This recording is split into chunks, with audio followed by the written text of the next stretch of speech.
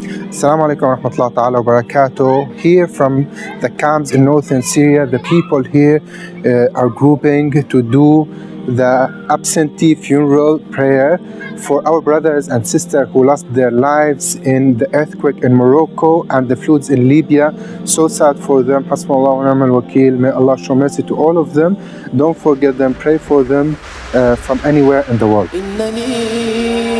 أحتاج غيثا صافيا يكفي بروقا. يعني الآن في هذه العدة أيام 3 كوارث التي أذكرها الآن وربما يكون غيرها أو 4 حتى. زلزال في المغرب وفيضانات وأعاصير في ليبيا، وهناك زلزال في إندونيسيا، وهناك عاصفة ثلجية في الأرجنتين، عاصفة ثلجية مدمرة.